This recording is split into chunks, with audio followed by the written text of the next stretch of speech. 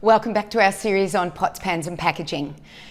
I've done 2 videos already. One we did on Teflon versus stainless steel, pots and fry pans. Then we did on baking dishes. And today what we're going to be doing on is all about the cling wraps, the aluminium foils, the non-stick bakes. We're going to talk about these. When I first wrote my book in 1998 about pots, pans and packaging, I actually talked about how I didn't use cling wrap anymore.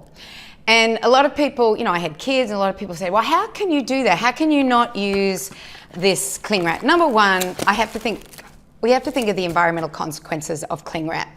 We also have to consider what they put on cling wrap. And they do put an antioxidant, and it's a synthetic antioxidant that they put onto it. It could be BHA or BHT, which has been known to cause cancer in rats. So they put that on there, you put it on your food, and then that becomes a problem. So a lot of people, they'll get a bowl of something and they'll put the cling wrap over it. What I went out and purchased for myself was these handy little, I don't know what they are, they're like hats, but they go on your bowls.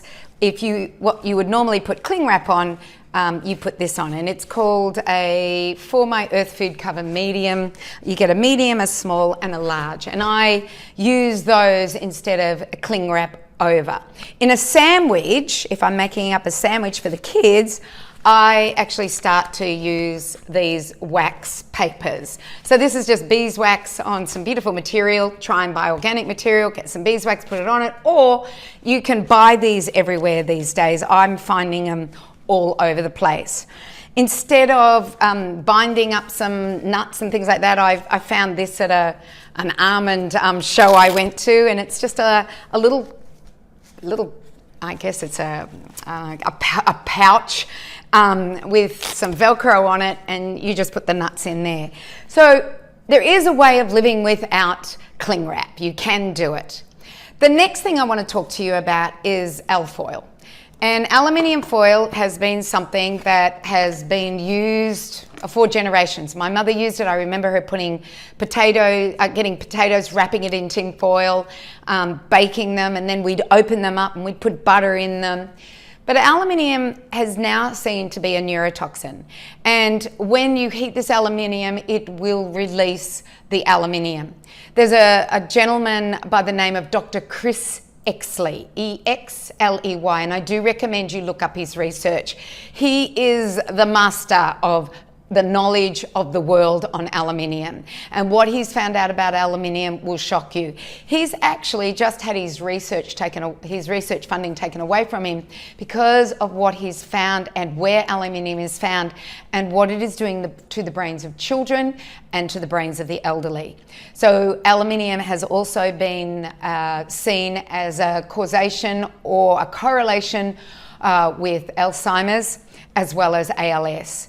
So be careful with this aluminium foil, how you use it, if you put it near food, especially, and we all do it, we put the aluminium down, you put the fish in, you put the lemons on, you fold it up, and that lemon juice, that acid, actually leaches more of the aluminium out.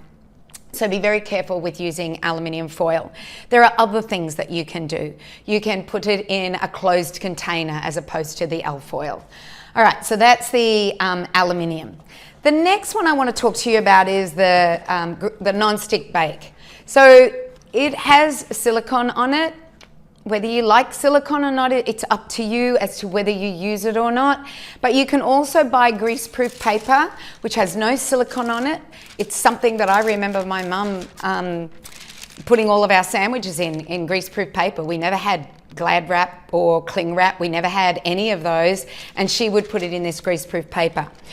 You can use this greaseproof paper. Remember I said last week, in the last video, I was talking about when we bake, and in the old-fashioned way, we would put fat on the surface of the baking dish, then we would flour it.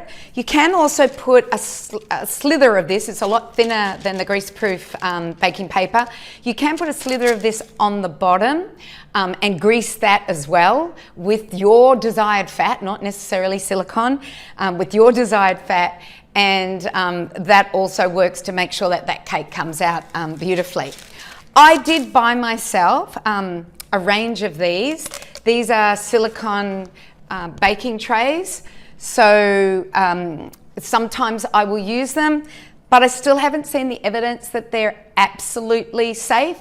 So I will use it occasionally if I'm in a hurry, but more likely than not, I am going to grease with a little grease brush all my pots and pans.